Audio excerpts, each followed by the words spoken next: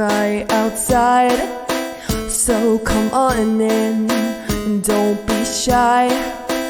We've got ghosts and UFOs. Brace yourself, get ready for the show. Don't be afraid of the dark, the fun's about to start. Nightmares or tales will inspire. Oh, tonight at the Scaredy Campfire.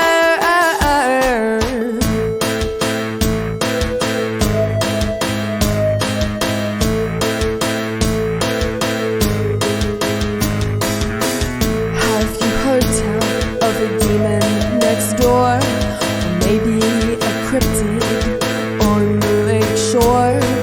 There's nothing too strange for us here, so if you're ready, stamp out your fear. Don't be afraid of the dark, the fun's about to start. Nightmares or tales will inspire. Tonight at the Scaredy Campfire. Whoa, whoa.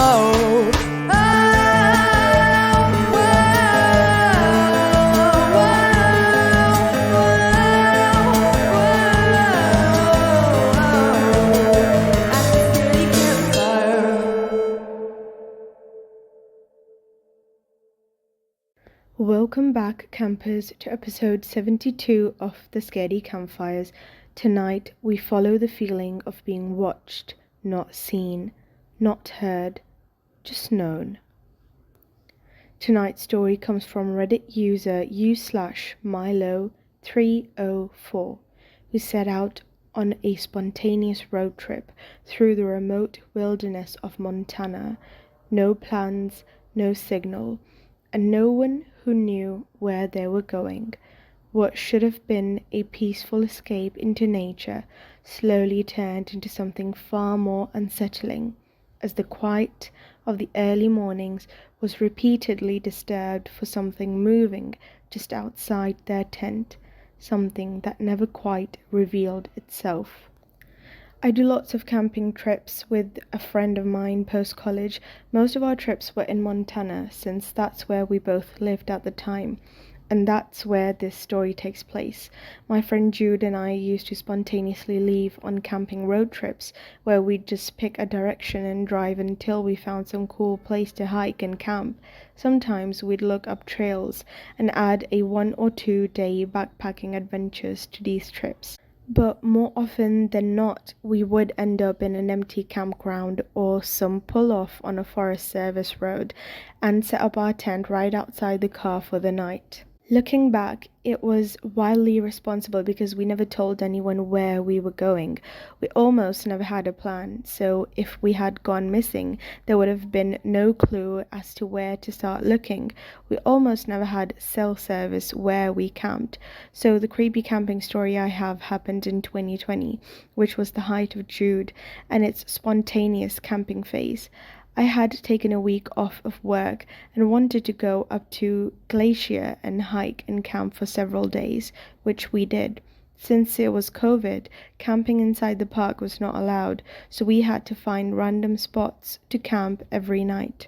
We stayed at one campground about 180 miles away from the West Glacier on the way up, then found a different spot each night closer to the park. All of our campsites near the park were between 10 and 25 miles away from each other because it was difficult to locate spots that were both legal to camp in and hadn't already been taken up by other park goers. This meant that we sometimes spent hours driving up random Forest Service roads looking for somewhere secluded to sleep, but we always managed to find something. Here's where it gets creepy. The first night of our trip, we stayed at a campground near Drummond, which was about 180 miles from the West Glacier. Early in the morning, when it had just started to get light, I heard something walking around the tent. This campground was occupied by a few other campers, so at first I thought that maybe one of them was looking for the bathroom. The steps were heavy and deliberate, like whoever it was wasn't trying to be quiet. It was in the grass, though, so I couldn't hear individual footfalls. It was more like the sifting through and crushing of grass and twigs. Whatever it was walked within a few feet of our tent, coming from the side facing the woods, not the other campsites or the road. I was only half awake, and I remember thinking two things. One, I'm glad I make sure Jude locked the car, and two, I really hope it's just a very bold deer and not a human. I was super tired and didn't want to think it was anything creepy, so I did my best to fall back asleep, and eventually the sounds stopped, though I don't remember them ever moving away. They just weren't there anymore. Jude had prescribed sleeping pills and was a deep sleeper, so I assumed he'd slept through the whole thing. When we both finally got up for the day, I didn't think anything of it and didn't mention it to him. The second night, we were up by West Glacier after a day of hiking and found a spot not too far from the park entrance. It wasn't a designated campground, but was within a series of dirt roads in a wooded area. We'd seen other people pulled off and camping out of their cars, just like we were. Our tent was set up right next to the car since there wasn't a lot of open space in the pull-off we'd found. Again, in the early hours of the morning, just when it was getting light, I woke up and heard someone walking around our tent. This time the grass wasn't as tall, and I distinctly heard the heavy footsteps of a person walking right next to our tent, then around the car. Again, I remember being glad that Jude had locked the car the night before. The footsteps had come from the woods, not the road, and continued moving about around our tent for a while. Then they eventually stopped without moving away. I again went back to sleep, then woke up for the day a couple of hours later with Jude and didn't think anything more of it. I assumed it was someone hiking in the area who cut through our campsite as a shortcut. I didn't mention it to Jude. The third night, it took us a long time to find a campsite. It was pouring rain and we were both exhausted from a 13-mile hike. It took us 3 hours to find a place, and we were finally settled on a pull-out off a dirt road above the Hungry Horse Dam. We were both uneasy about the spot because it wasn't off a Forest Service road, and we were a little worried we'd be bothered by traffic on the road or cops telling us not to camp there. It was remote, but not remote enough, if you know what I mean. The pull-off was kind of a little road that went to nowhere, probably used to push snow onto when plowing during the winter. It went about 50 yards into the woods, then ended with a dirt mound. There was an old fire pit and broken glass at the end of it, so we just set up our tent near the entrance. It was still pouring rain, and Jude walked around in the mud in his bare feet, while I kept my shoes on and examined the fire pit and broken bottles. Then we turned in for the night. I noticed too late that Jude had not locked the car, but he was asleep with the keys in his pocket, and I was too worried to get out and do it manually. Plus, it was still raining and I didn't want to get wet. In the morning, just when it was starting to get light, I woke up and heard something walking around in the woods above our tent. I thought it was a deer at first because the steps weren't as loud as the ones I'd heard the previous morning. Then, whatever it was came down onto the pullout where our tent was and began moving around our car. The tent was set up only about 3 feet away from the car, so I could hear whatever it was very distinctly as it walked. The ground was muddy, so the footfalls were more muffled. Then I heard the car door open. I remember I'd been only half awake up until that point. I became fully alert then, but was still a little unsure of what I'd actually heard, so I didn't immediately get up. However, I kept listening. Whatever it was kept walking around near the car. There was no sound of another vehicle nearby, so whatever it was had to have walked here. As I listened, I heard the car door shut. I sat up fully at that point, waking Jude up and said, "I'm gonna go check that out." I honestly cannot believe my nerve in that moment, but being scared, numb, and sleep deprived tends to make me stupidly brave. I immediately put on my shoes and opened the tent. By this time, the sounds had stopped completely. Remember, the tent was right next to our car, on the same side as the woods. I would have heard someone walking away. I got out, and the first thing I noticed was that nobody was around or inside the car. It was Jude's car, and he's a bit of a mess, so no one would be able to fit in there if they weren't in the front seats anyway. The second thing I noticed was that the ground was muddy all around the car and tent, and the only footprints in the mud were from my trail runners and Jude's bare feet. I even followed his barefoot trail around to make sure that every print was his. There were no footsteps coming to or from the woods. Nothing. I inspected the car and didn't find anything out of place. No signs of disturbance. I walked over the fire pit and again could only find my own prints. Then I did the stupid thing and went past that fire pit into the woods. There I found a weird makeshift shelter made of pallets that had some blankets and women's undergarments in it. It scared the shit out of me initially because I was pretty spooked by this point and I thought there was a body in there. But upon closer inspection, the whole thing was rained out and undisturbed.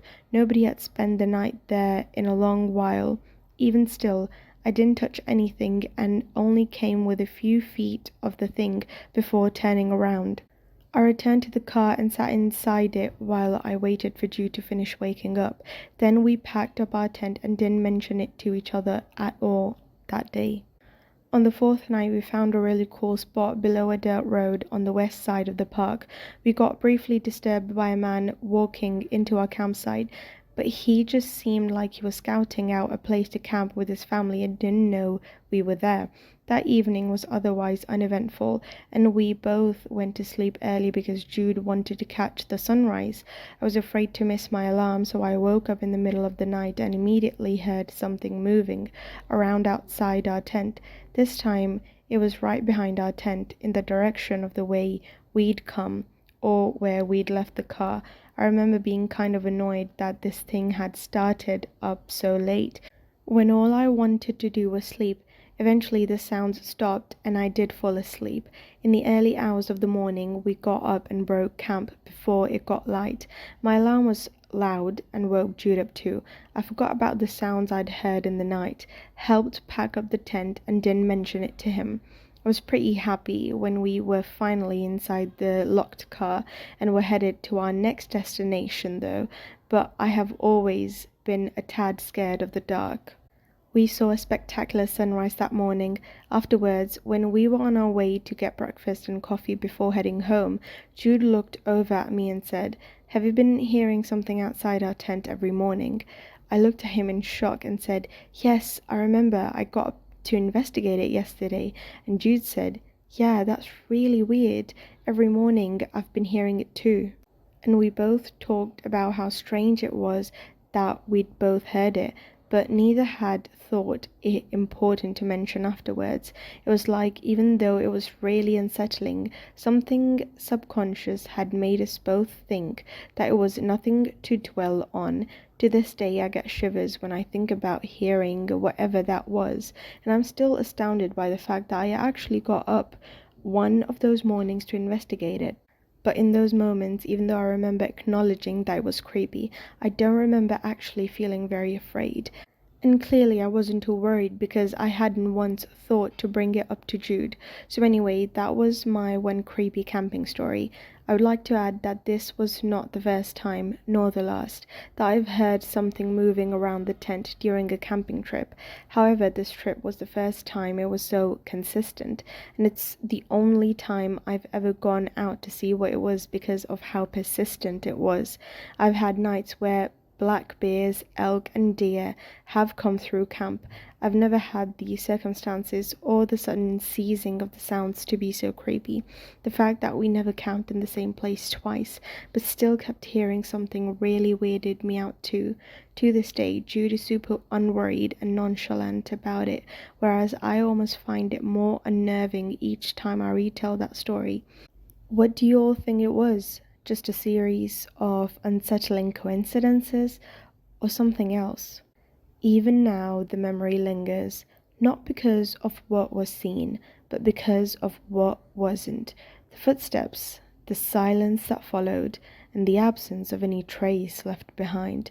For you/Milo304, the question remains unanswered, and in places that remote, sometimes the unknown feels just a little too close.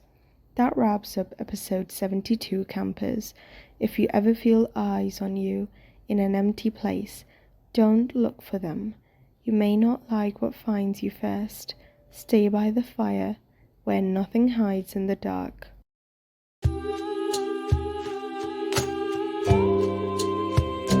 As the night gets longer and the darkness creeps in, with the eerie silence broken only by whispering wind, come gather round the fire, the flickering flames, and hear the tales of the spooky and the strange. A chill up your back, a shiver up your spine. You'll be haunted by the things that you find.